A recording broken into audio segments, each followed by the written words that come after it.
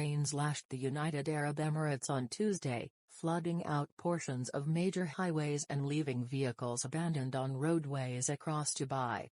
Meanwhile, the death toll in separate heavy flooding in neighboring Oman rose to 18, with others still missing as the Sultanate prepared for the storm. The rains began overnight, leaving massive ponds on streets as whipping winds disrupted flights at Dubai International Airport, the world's busiest for international travel and the home of the long-haul carrier Emirates. Police and emergency personnel drove slowly through the flooded streets, their emergency lights flashing across the darkened morning. They're kayaking.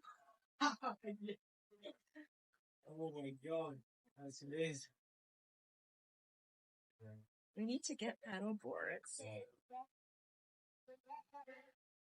Oh man, I wish I could do that. Hey, esta cómo está.